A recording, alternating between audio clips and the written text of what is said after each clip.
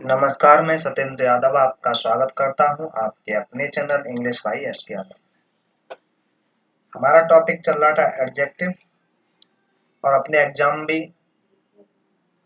कल से स्टार्ट होने जा रहे हैं, यानी एसएससी सीजीएल 2024 का एग्जाम कल से स्टार्ट होने जा रहा है। तो सबसे पहले सभी एस्पायरेंट्स को मेरी तरफ से एग्जाम के हार्दिक शुभकामनाएं, बेस्ट ऑफ लक। आप अपने एग्जाम में परफॉर्म करके आए, मेरी आप ईश्वर से यही कामना है। तो कुछ कंसेप्ट्स जो कि हमारे एग्जाम में बार बार पूछे जा रहे हैं, उन्हीं को लेकर आया हूँ। और जैसा कि आपने पिछले लेक्चर्स में देखा होगा कि आपको कंसेप्ट्स वहाँ पर वही मिलेंगे जो कि एग्जाम में पूछे गए हैं। तो बिना देर किए हुए चलते अपने लेक्चर की तरफ, अपने टॉपिक की तरफ। टॉपिक शुरू करने से पहले दोस्तों, आप चैनल को लाइक, सब्सक्राइब और शेयर कर दीजिए, जिससे कि आपको हर वीडियो का नोटिफिकेशन मिलता रहे।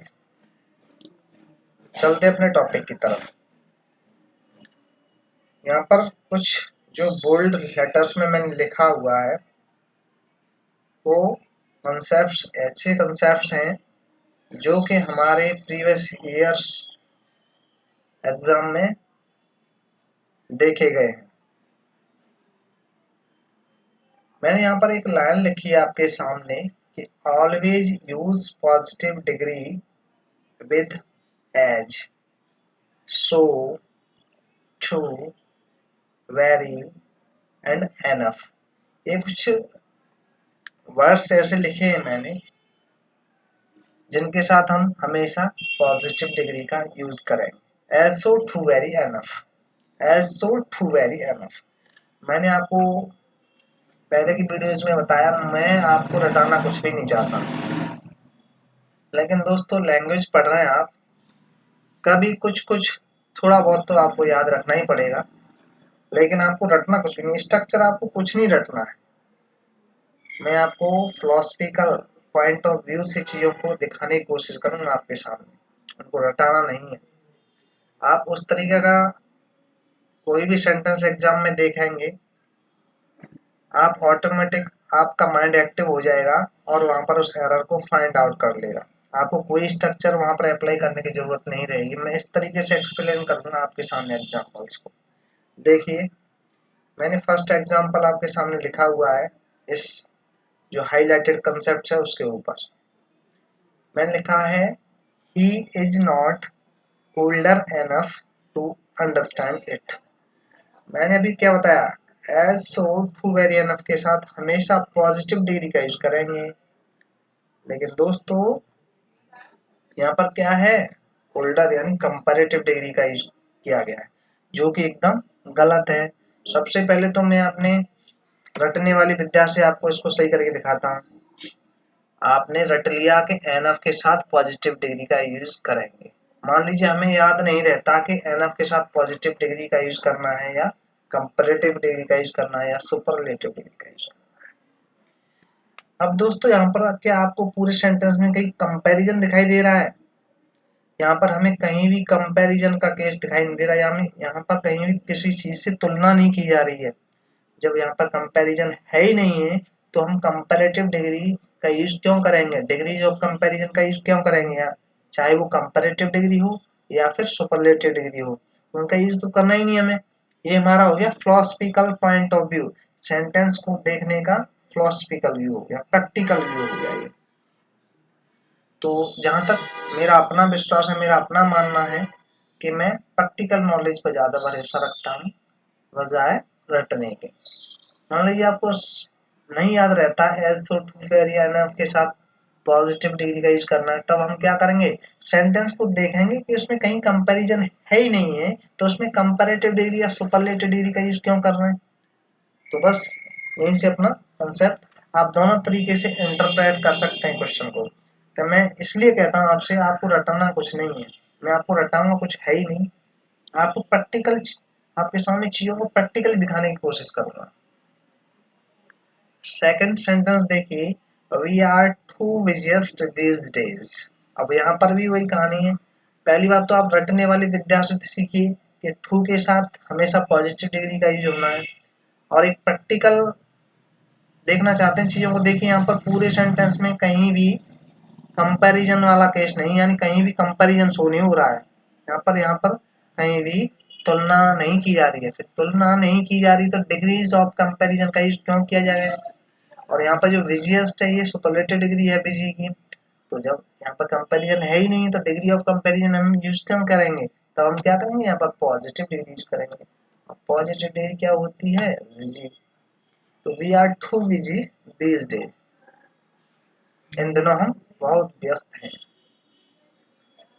I know as less as you all. I know as less as you all. मैं तुम्हें नहीं, बिल्कुल बहुत कम जानता हूँ। तो यहाँ पर भी वही सीन है। एक आप देखेंगे एज के साथ हमेशा किसका यूज करना है? पॉजिटिव डिग्री का यूज करना है। जब पॉजिटिव डिग्री का यूज करना है दोस्तों, पॉजिटिव डिग्री का यूज करना है। ये तो रटने वाली विद्या से हमने पॉजिटिव डिग्री का यूज कर लिया। प्रैक्टिकली हम कैसे देखेंगे चीजों को कि पूरे सेंटेंस में कहीं किसी चीज की तुलना नहीं की गई है। जब किसी चीज का कंपैरिजन नहीं किया गया है तो फिर पॉजिटिव डिग्री यूज करेंगे। डिग्रीज ऑफ कंपैरिजन का तो यहाँ पर यूज करने का कोई सेंस नहीं। अब देखिए किसी भी नाउन की एक छोटा सा कंसेप्ट और देखिए, आप प्रीवियस ईयर क्वेश्चंस उठाकर देखेंगे तब आप समझेंगे कि मैं जो लेक्चर्स में कंसेप्ट का कवर करता हूँ उनकी इम्पोर्टेंस क्या है। एक छोटा कंसेप्ट देखिए, a noun to be compared must be excluded from its group. जिस नाउन को हम कंपेयर कर रहे हैं वो अपने ग्रुप से अलग होना चाहिए। कंपेयर कैसे करेंगे? उस पूरे ग्रुप से हम उसको अलग कर देंगे, तभी तो उसको सुपरमोस्ट दिखा पाएंगे। ठीक है, जैसे मैंने सेंटेंस लिखा है, no language is easier than English. कोई भी लैंग्वेज इंग्लिश से इजियर नहीं है। इंग्लिश से इजी नहीं है कोई भी लैंग्वेज। अब देखिए, no language is easier than English, यानी इंग्लिश सबसे इजी है। तो इस इंग्लिश को उसके ग्रुप से अलग करने के लिए हम क्या करेंगे? या यूज करेंगे नो अदर, एक्सक्लूड करना है ना इसको ग्रुप से। नो अदर लैंग्वेज, कोई भी दूसरी भाषा इंग्लिश से इजी नहीं है। ठीक है, तो यही है कि जिस नाम को हम कंपेयर कर रहे हैं उसको उस ग्रुप से हमें एक्सक्लूड करना होगा, उससे अलग दिखाना होगा, क्योंकि उसको तो हमें सुपर मोस्ट दिखाना है।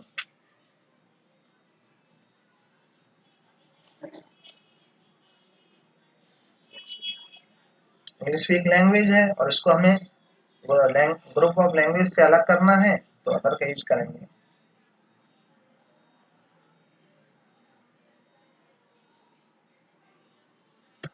देखिए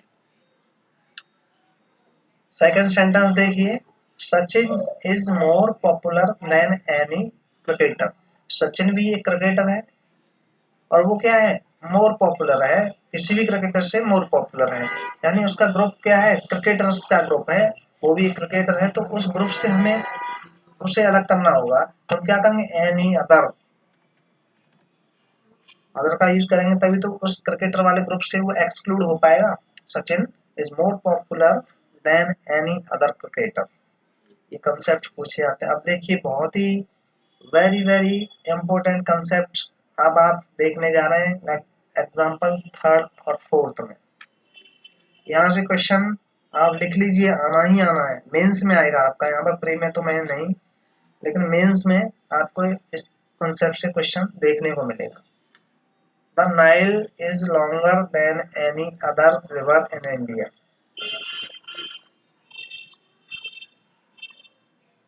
अब आप देखेंगे कि जो नील नदी है उसको हम किसी भी अदर रिवर से कंपैरिजन कर रहे हैं। तो आप कहेंगे कि यहाँ पर किसी नदियों के ग्रुप से इसको अलग करने के लिए अदर का यूज करना होगा। लेकिन दोस्तों यहाँ पर जो अदर का यूज कर रहे हैं इससे हमारा सेंटेंस ग्रामेटिकली इनकरेक्ट हो गया, यानी गलत हो गया। अभी तक हम क्या कर रहे थे? अदर का यूज करके हमारा सेंटेंस सही हो रहा था, लेकिन अब हमारा सेंटेंस गलत हो गया। इसमें थर्ड सेंटेंस है, the Nile is longer than any other river in India. अब देखिए, जो इंडियन रिवर्स का ग्रुप है उस ग्रुप में नहीं आती है नाइल नदी। नील नदी जो है हमारे इंडिया में नहीं बहती। तो हमारे जब इंडिया के रिवर के ग्रुप में है ही नहीं है, तो हम इसको उस ग्रुप से एक्सक्लूड कैसे कर सकते हैं? यानी अदर तो हमने किस लिए लगाया जाता है? उस नाम को उसके ग्रुप से एक्सक्लूड करने के लिए, अलग दिखाने के लिए। लेकिन हमारा जो है इंडियन रिवर के ग्रुप में तो नाइल नदी है ही नहीं, इसका मतलब अदर का यूज यहाँ पर रॉन्ग यूज था। अब हमारा सेंटेंस करेक्ट हो गया, the Nile is longer than any river in India. अब सेंटेंस करेक्ट है। फोर्थ सेंटेंस देखिए, the Nile is longer than any river in the world. अब देखिए, संसार की नदियों में, हम जितनी भी संसार की नदियां हैं उसमें नील नदी भी आती है। यानी संसार में जितनी नदियों का ग्रुप है उसमें नील नदी भी आती है, और नील नदी का उस ग्रुप से कंपैरिजन किया जा रहा है। तो नील नदी का जब उस ग्रुप से कंपैरिजन किया जा रहा है तो उस ग्रुप से हमें इसको एक्सक्लूड करना होगा। और एक्सक्लूड करने के लिए क्या करते हैं हम? यानी उससे अलग दिखाने के लिए क्या करते हैं? अदर का यूज करते हैं। अब देखिए, थर्ड सेंटेंस में अदर का यूज करना गलत था, लेकिन फोर्थ सेंटेंस में अदर का यूज करना कंपलसरी है। ये डिफरेंस देखिए, अब मैं जो चीजें सिखाना चाह रहा हूँ वो सीखिए आप। यहाँ पर क्या ग्रुप डिफरेंट हो गए, वहाँ इंडियन रिवर के ग्रुप में नहीं थी, और यहाँ पर वर्ल्ड की, जो वर्ल्ड वर्ल्ड की रिवर है उस ग्रुप में अपनी नाइल नदी भी है। फोर्थ सेंटेंस देखिए, फिफ्थ सेंटेंस देखिए, he is taller than any boy in the class. वो जितने भी लड़के हैं ना अपनी क्लास में, उनमें सबसे लंबा है। इसको लंबा दिखाया जा रहा है, तो हम क्या करेंगे? मतलब उस क्लास, वो ग्रुप है, ग्रुप ऑफ बॉयज, तो उसमें से हम इसको अलग दिखाने के लिए क्या करेंगे? अदर का, एनी अदर बॉय।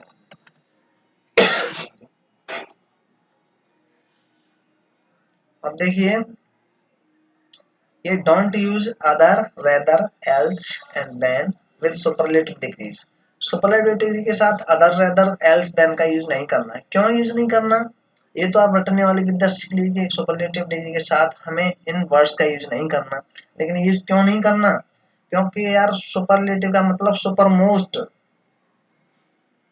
उसको किसी, उसके सामने कोई टिक नहीं सकता। ठीक है, तो इसलिए हम अदर, रेदर, एल्स, देन का यूज नहीं कर सकते, क्योंकि वो अपने आप में यूनिक हो जाता है, सुपर मोस्ट हो जाता है, सुपरलेटिव हो जाता है। तो उनके साथ हम कंपैरिजन की कोई संभावना व्यक्त नहीं कर सकते। जैसे diamond is the hardest of all other substances, तो यहाँ पर क्या है? अदर का यूज कर लिया, वो गलत है ना। Diamond is the hardest of all substance, other substance नहीं, इसे हम कंपैरिजन नहीं कर सकते, वो अपने आप में सुपर मोस्ट है, हार्डेस्ट है। तो अदर का यूज नहीं करना है हमें।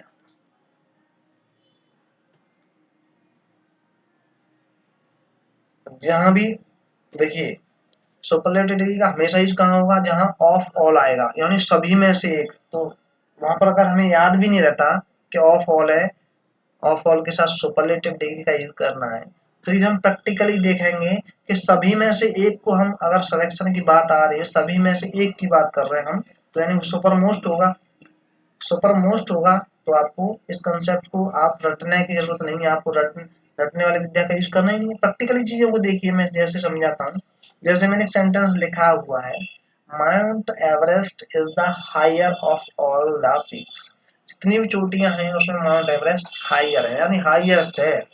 तो ऑफ ऑल लगा हुआ है यहाँ पर, तो हम क्या करेंगे? सभी चोटियों में से हायर, तो यानी हायर तो हम दो के साथ कंपेरिजन वाली बात करते हैं, यहाँ पर तो सुपरलेटिव है, सब में से हाई, ऑफ ऑल जितनी भी चोटियां उनमें से हाईएस्ट, तो हम सुपरलेटिव डिग्री का यूज करेंगे। और एक हमारा एडजेक्टिव होता है ओन। ओन का मतलब भी होता है अपना, हमारा, मेरा, है ना। तो इसके साथ हमेशा पॉजिटिव केस का यूज करना है, इसको अकेले यूज नहीं करना। जैसे he always goes to his office in own car, वह अपने ऑफिस अपने कार में जाता है। हम्म, मैंने क्या बताया? ओन के साथ हमेशा पॉजिटिव केस का, यानी ही के साथ पॉजिटिव क्या हो जाएगा? His.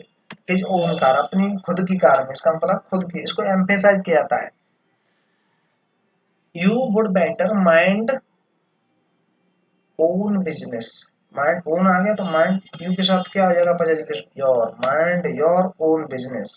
Mind your own business. अब हमारा सेंटेंस करेक्ट। अब देखिए कहीं कहीं सेंटेंसेस में आपको बहुत सारे एडजेक्टिव एक साथ यूज मिलेंगे। किसी किसी सेंटेंस में एक दो या दो से अधिक एडजेक्टिव्स का यूज मिलेगा। तब हम हमारे सामने समस्या ये खड़ी होगी कि हमें एडजेक्टिव यूज पहले कौन सा करना है। ठीक है, तो आप देखिए पहले अगर ऐसी बात है मान लो बहुत सारे एडजेक्टिव्स हैं तो उनका सीक्वेंस ये रहने वाला है।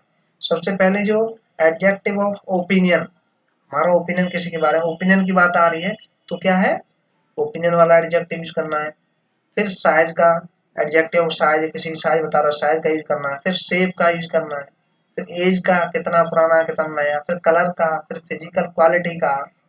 उसके बाद नेशनलिटी यानी कहाँ से किस देश से बिलोंग करता है कहाँ से उसका ओरिजिन हुआ है कौन सी कॉन्टिनेंट वगैरह ये सब।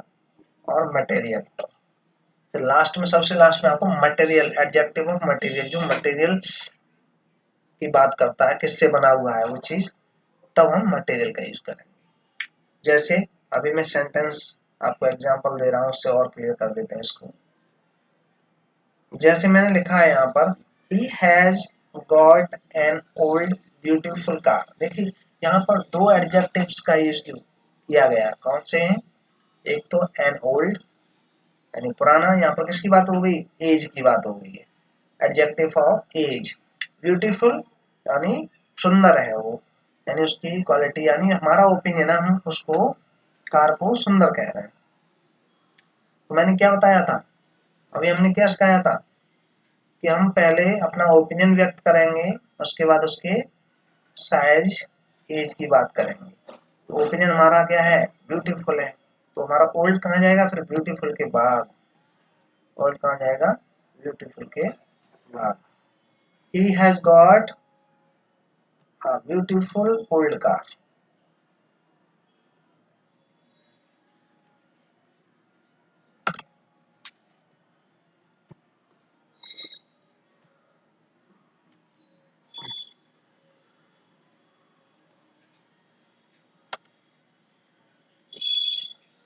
ब्यूटीफुल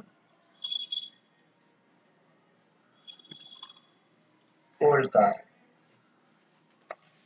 अब हमारा सेंटेंस ग्रामेटिकली करेक्ट हो गया।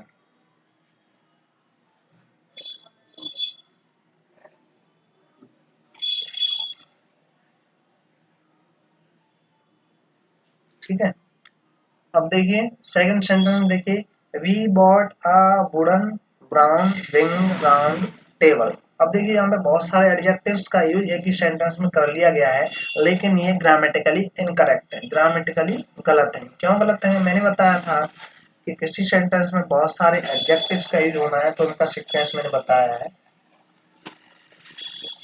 जैसे सीक्वेंस क्या रहने वाला है